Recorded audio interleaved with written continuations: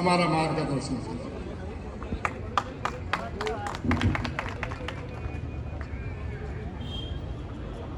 ये नीचे कर लो, देख लिया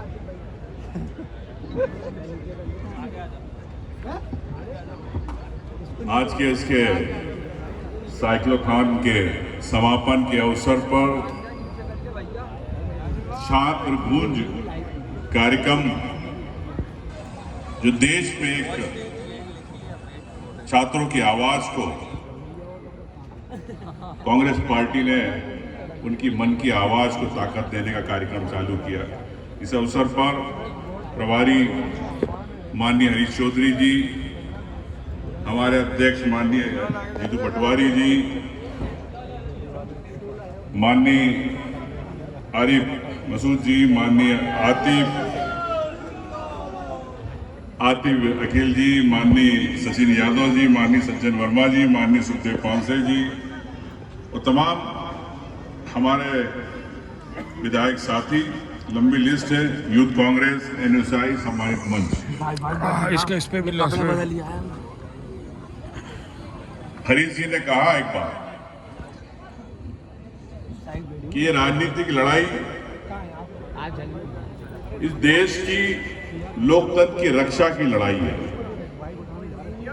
और मैं समझता हूं इस देश में, किसी भी देश में जब आजादी आती है उसके अंदर युवाओं की विशेष भूमिका होती है। नेपाल में क्या हालात बने,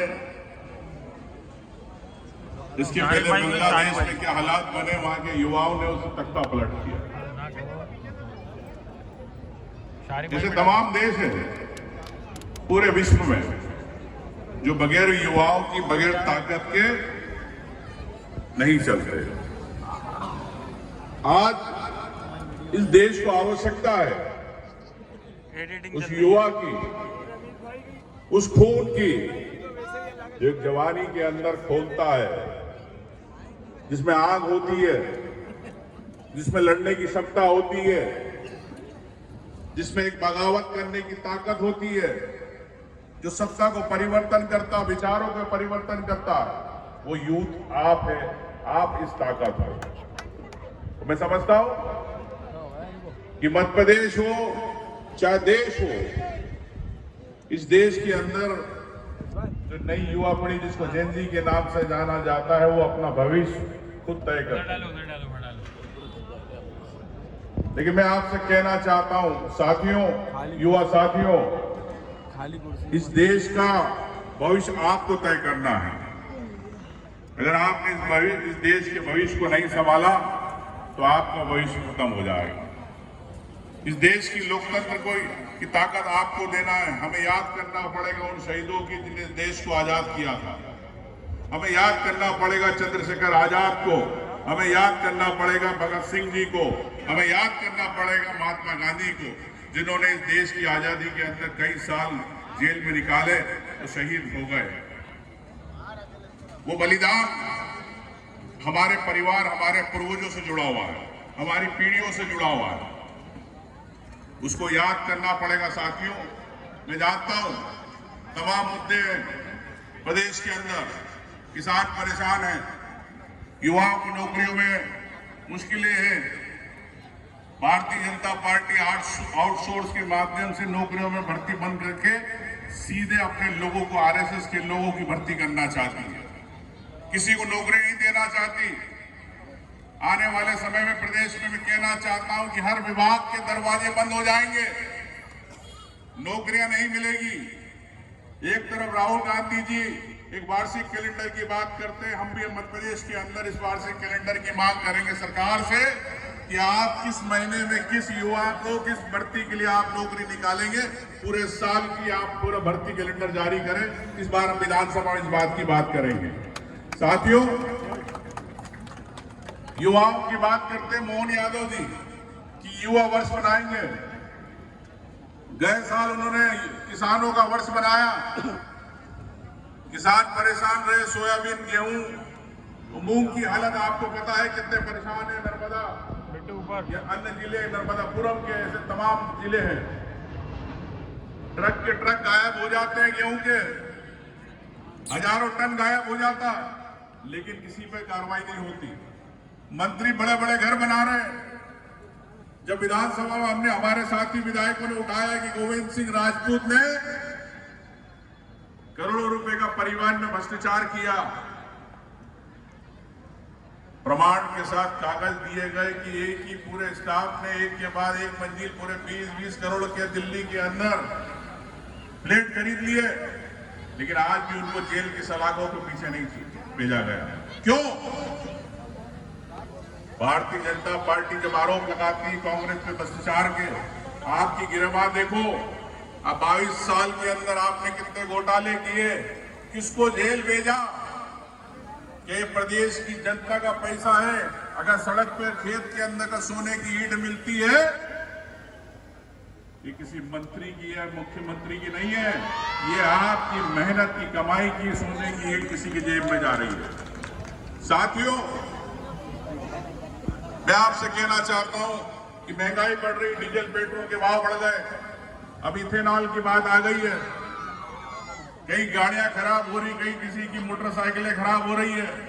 जबरदस्ती हमको मजबूर किया जा रहा है कि आपके पेट्रोल के साथ इथेनॉल मिलाया जाएगा।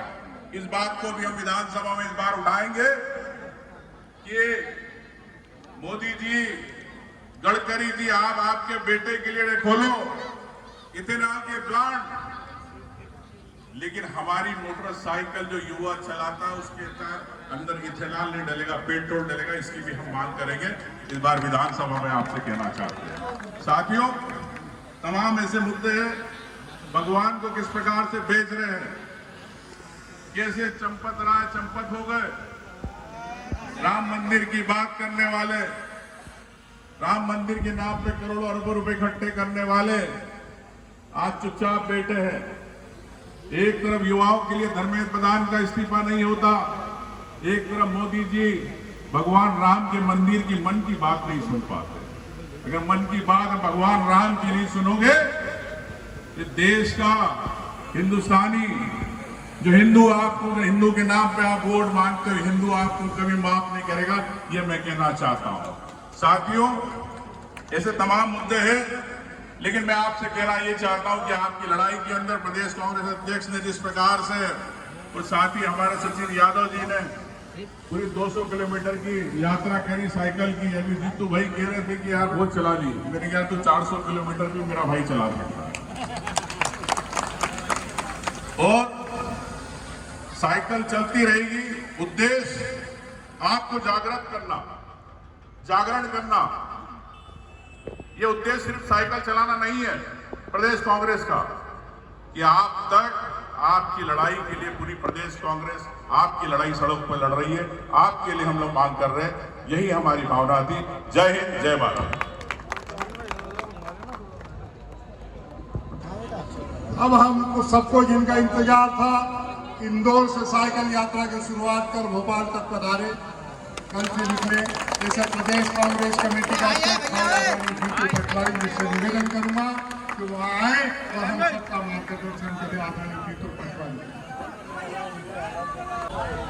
सभी उपस्थित कांग्रेस परिवार के, भोपाल के युवा साथियों, सभी उपस्थित कांग्रेस परिवार के पदाधिकारीगण, आदरणीय हरीश जी, अजान हो रही है।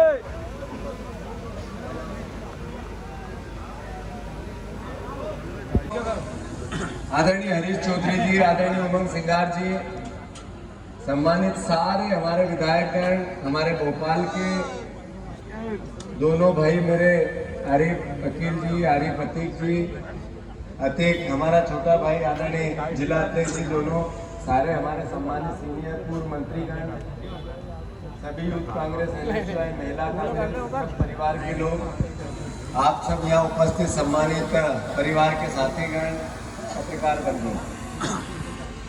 राहुल गांधी जी ने देश में एक नई बहस छेड़ी है। उन्होंने पूरे देश में ये भावना व्यक्त की कि क्या शिक्षा को राजनीतिकरण से हम रोक सकते हैं क्या? ये जो साइक्लोथॉन यूथ कांग्रेस और एनएसयूआई ने आयोजित की, ये साइक्लोथॉन साइकिल 200 किलोमीटर चलना अपने आप में ये मैसेज था कि राहुल गांधी जी की उस भावना के साथ लगभग 2 दिन में 2 लाख से ज्यादा लोग जुड़ना, यानी राहुल गांधी जी पे विश्वास बढ़ना। क्या कहा उन्होंने कहा कि 12 साल से नरेंद्र मोदी जी की सरकार है, उसमें 90 बार पेपर लीक हुआ, 50 बार परीक्षाएं निरस्त हुई, हमारे यहाँ पे व्यापम हुआ। मध्य प्रदेश में पीएससी के एग्जाम में घपले होते हैं, जो व्यापम में एक ऐसी एग्जाम नहीं है जिसमें बिना विवाद से कोई काम हो जाए। तो ऐसा क्यों होता है? जब इसकी गहराई में गए राहुल गांधी जी, जब इसकी रिसर्च की, इसको अभिभावकों की भावनाओं को समझा, तो हर पेपर लीक करने वाला बीजेपी का व्यक्ति नहीं होता, पर हर पेपर लीक के पीछे बीजेपी के माफिया ही क्यों होते हैं? ये सवाल आज देश के सामने है। मैं आप सबसे आग्रह करना चाहता हूं, राहुल जी ने जब इस वक्तव्य को कहा कि ये बच्चों के भविष्य का है, शिक्षा के अधिकार का है, शिक्षा की सुरक्षा का है, तो फिर इसमें राजनीतिकरण नहीं होना चाहिए। बिल्कुल सही है कि हम इसको कांग्रेस और बीजेपी के किसी भी मसले में उलझाएं, ये देश हित में नहीं है, ये भारतवर्ष के हित में नहीं है। आदरणीय साथियों, राहुल गांधी जी ने गैर राजनीतिक तरीके से देश के सामने कहा, छात्रों की गूंज पूरे देश में चल रही है, उनके अभिभावक जुड़ रहे हैं, सोशल मीडिया पर बातें कर रहे हैं। राहुल गांधी जी का ये स्पष्ट मानना है कि हम अधिकार संपन्न छात्रों को और अभिभावकों को तब बना पाएंगे जब उनके बच्चों की शिक्षा की सुरक्षा कर पाएंगे। जब बार पेपर लीक होता है तो धर्मेंद्र प्रधान राजनीतिक व्यक्ति, कोई भी राजनीतिक व्यक्ति जिसने आज तक जिम्मेवारी नहीं ली, अधिकारी जो हटाए जाते हैं थोड़े दिन में ही वापस किसी अच्छे पद पर बिठा दिए जाते हैं। व्यापम हुआ, व्यापम के जितने भ्रष्टाचारी अंदर गए वो सब आज मुख्यमंत्री और सरकार में किसी जगह फिर बैठ गए हैं साथियों। इसका मतलब है कि राहुल गांधी जी ने कहा कि 1 महीने में इस तरह की जितनी भी धांधलियां होती है उनकी 1 महीने में निराकरण करके आरोपियों को सजा मिलनी चाहिए। ये सोच आज के शिक्षा के भविष्य को बचाने का है। मैं आग्रह करना चाहता हूं, मध्य प्रदेश 25 साल से भारतीय जनता पार्टी की सरकार है, 25 साल से पत्रकार बंधु हो या बीजेपी ने अलग तरह के अलग सब्जबाग दिखाया, आपको विज्ञापन दिए, अलग योजनाएं लागू की, पर देश में और मध्य प्रदेश में ऐसा एक वर्ग, एक व्यक्ति नहीं मिलेगा जो कहते कि आज मैं खुश हूं। अरे अनिल अंबानी इतना बड़ा उद्योगपति घुटते आ गया है नरेंद्र मोदी के शासन में। अरे केवल एक व्यक्ति अडानी जो वेदांता ग्रुप के सह मालिक है अग्रवाल जी, वो भी इस सरकार से दुखी है। राहुल बजाज दुखी है। 80% उद्योगपति इस सरकार को हटाना चाहते हैं, नरेंद्र मोदी की तानाशाही के खिलाफ बात करना चाहते हैं। नरेंद्र मोदी ने जिस तरीके का देश बनाया जिसमें कोई सरकार चाह ले कि पेपर लीक नहीं होना चाहिए, इतने बड़े आधुनिक संसाधनों के बाद पेपर लीक होता है तो इसका मतलब सरकार करती है, शिक्षा मंत्री करता है, धर्मेंद्र प्रधान करता है। आज सोनम वांगचुक 10 दिन से बैठा हुआ है वहां पर अनशन पे, सरकार का एक नुमाइंदा नहीं गया। आज 18 दिन से एक नुमाइंदा नहीं गया पूछने क्या मांग है उसकी, कोई जीत है उसकी। जो धर्मेंद्र प्रधान दोषी है उसका इस्तीफा होना चाहिए। इस सभा में बैठा हुआ कौन साथी है सर्वसम्मति से चाहता है कि धर्मेंद्र प्रधान का इस्तीफा होना चाहिए? हाथ ऊंचे करो जरा, मंच पर मेरा आग्रह, सब एक साथ, धर्मेंद्र प्रधान का इस्तीफा होना चाहिए कि नहीं होना चाहिए? आदरणीय साथियों, उमंग सिंगार जी, मैं आपसे आग्रह करता हूँ, सारे विधायक या बेटे उनसे भी मेरी प्रार्थना है। आदरणीय हरीश चौधरी जी, यहाँ 25 साल से बीजेपी की सरकार है, यहाँ एक मिडिल क्लास परिवार, गरीब परिवार, नौकरी पेशा परिवार, जिस 10% लोग जो आर्थिक संपन्न है उनको छोड़ के अपने बच्चों को सही शिक्षा नहीं दिला पाता। आज एक बच्चे पर सरकारी स्कूल में लगभग 45,000 रुपए खर्च करते हैं हमारी सरकार, फिर भी सरकार में न शिक्षक है, न स्कूल भवन है, न कोई लाइट है, न बाथरूम है, हर तरह की अराजकता है। 50% शिक्षकों के पद खाली है। 37,000 करोड़ रुपया 37,000 करोड़ रुपया शिक्षा का बजट है, स्कूली शिक्षा का। आधे कॉलेजों में प्रोफेसर नहीं है। आखिर शिक्षा को लेकर इस सरकार का सोच इस तरीके का हो तो फिर देश कैसे विश्व गुरु बनेगा, आज तक समझ में नहीं आया इस बात को। कांग्रेस पार्टी मांग करती इस बात की कि केजी से पीजी तक हर परिवार की शिक्षा मुफ्त, एक जैसी, किसी वर्ग का हो, किसी धर्म का हो, किसी संप्रदाय का हो, शहर का हो, गांव का हो, किसी जाति, किसी धर्म का हो, हर व्यक्ति को शिक्षा केजी से पीजी तक मुफ्त मिलना चाहिए कि नहीं? हाथ ऊंचे करके इसका समर्थन करो सब जने, आगे से पीछे तक इस बात का समर्थन करो सब जने। आज एक मंत्री का विभाग छीन लिया मुख्यमंत्री ने। मामला क्या था? मामला था कि भ्रष्टाचार है। हम बार बार कहते हैं अली बाबा 40 चोर की सरकार है या नहीं है? कोई मंत्री ऐसा, अभी उमंग सिंगार जी ने एक मंत्री की बात की, गोविंद राजपूत की, मैं एक मंत्री ऐसा कोई बता दे कि ये ईमानदार है। पत्रकार बंधुओं, आपको भी कह रहा हूं, कोई एक मंत्री ऐसा हो जो कहे कि मैं ईमानदार हूं, उसी सदन में उसके काले चिट्ठों उसकी पटल पे रख के देंगे हम। सारा तंत्र भ्रष्ट हो गया। अभी बार बार हम ये बात करते हैं तो बीजेपी के लोग कहते हैं इनको तो राजनीतिक आरोप लगाने हैं। एक दैनिक भास्कर अखबार ने स्टिंग किया तबादलों पे। उस स्टिंग में 5 लाख से लेके 15 लाख तक के वीडियो सामने आए। क्या वो 5 लाख और 15 लाख बाबू लेता कि मंत्री लेता, ये समझ में नहीं आता मध्य प्रदेश की जनता को, पत्रकार बंधुओं को। मैं मीडिया से भी आग्रह करना चाहता हूं, राजनीति में हम हैं, राजनीति में हम हैं। आरोप लगाना, सरकार से सवाल करना हमारा दायित्व है, विपक्ष का दायित्व है। आप लोग सरकार के विज्ञापन लेते हो, पर हर बार सरकार की गलत बात की भी वाहवाही करना, ये लोकतंत्र के चौथे स्तंभ को शोभा नहीं देता है।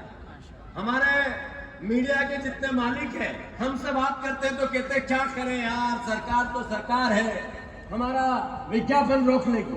जब वो बात करती है, मालिक हमसे ये बात करते हैं, तो हमें बहुत दुख होता है कि जिस व्यक्ति को हम इतने सम्मान से देखते हैं वो इस तरह की बात करता है, तो मुझे दुख होता है कैसे देश बचेगा, कैसे कलम की ताकत बचेगी।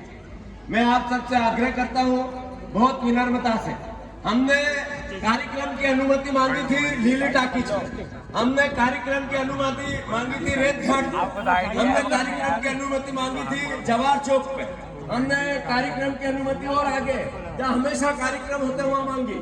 पर इस निर्दयी प्रशासन ने हमें इन हॉस्पिटलों के बीच में कार्यक्रम की परमिशन दी कि आपको अगर मुख्यमंत्री का घेराव करना है तो यहाँ से करो। जब मुख्यमंत्री का घर ही नहीं दिखे, मतलब इतने डरे हुए डरपोक लोग आज प्रशासन में बैठे हैं। मुख्यमंत्री की इस भावना को कि उसके घर पे कोई पहुंच नहीं जाए। एक दिन मध्य प्रदेश की जनता कितनी भी दूर आप कार्यक्रम की अनुमति दो, पुलिस वाले भाइयों सुन लो, तब भी मुख्यमंत्री के घर का घेराव होगा। मैं आप सबसे आग्रह करना चाहता हूं, मैं पुलिस प्रशासन के आला अधिकारियों से आग्रह करना चाहता हूं, इन हॉस्पिटलों में हम वाटर कैनन नहीं चलवाना चाहते, हम आपसे झगड़ना नहीं चाहते। हम जितने ही सभा में हमें अरेस्ट करो, जेल ले जाओ, हम मुख्यमंत्री के घर का घेराव करना चाहते हैं। आप आपका काम पूरा करो। आरिफ भाई, आदरणीय अध्यक्ष जी, मैं अनुरोध करना चाहता हूं आप दोनों से कि प्रशासन से बात करो। हम हॉस्पिटलों में आसपास लगातार हॉस्पिटल, इतना बड़ा हॉस्पिटल, कई परिवार के लोग यहाँ मरीज आ रहे हैं, एम्बुलेंस रुकेगी, और उस बीच में इन्होंने कहा यहाँ घेराव करो मुख्यमंत्री का, हम वाटर कैनन चलाएंगे। शर्म नहीं आती इन लोगों को इस तरह की भावना व्यक्त करते हुए? मैं फिर से, राहुल गांधी जी ने जो बात कही कि कैलेंडर वार्षिक इस बात का कि कैसे एग्जाम होगी, इसको हम सब समर्थन करते हैं कि नहीं करते हैं? राहुल गांधी जी ने कहा 1 महीने में इस तरह के जितने अपराध होते हैं उनका निराकरण होना चाहिए, इसके हम सब समर्थन करते हैं। मध्य प्रदेश में केजी से पीजी तक मुफ्त शिक्षा होनी चाहिए कि नहीं होनी चाहिए? पूरे मध्य प्रदेश देश में राहुल गांधी जी ने छात्रों की गूंज, शिक्षा की सुरक्षा की बात की, इसको हम सब समर्थन करते हैं कि नहीं करते हैं? भारत माता की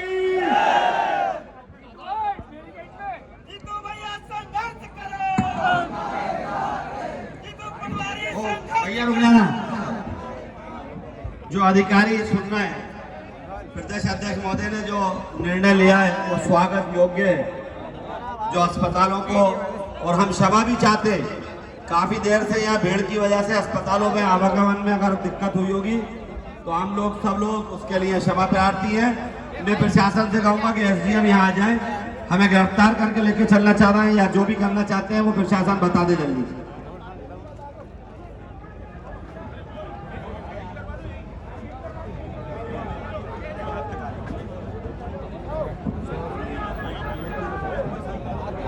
कार्यक्रम के आभार के लिए मैं भाई प्रवीण जी को, अध्यक्ष जी को आमंत्रित करता हूँ, मैं आए।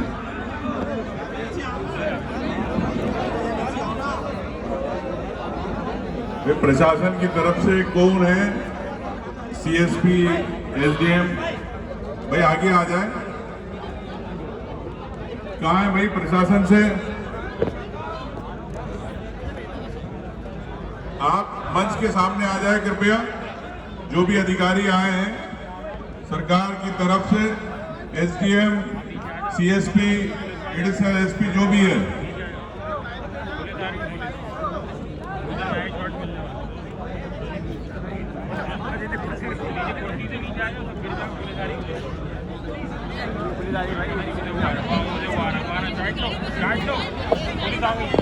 भैया अधिकारी नहीं आ रहा हो तो बता दें।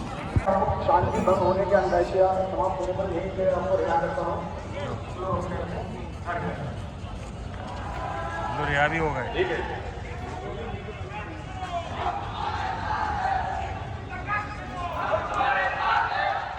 देखो 20,000 लोगों को गिरफ्तार किया। ताकत क्या होती है गिरफ्तारी की? जेल नहीं ले जा पाए, यूं छोड़ दिया आप लोगों को, तो इकट्ठे रहो, ताकत में रहो।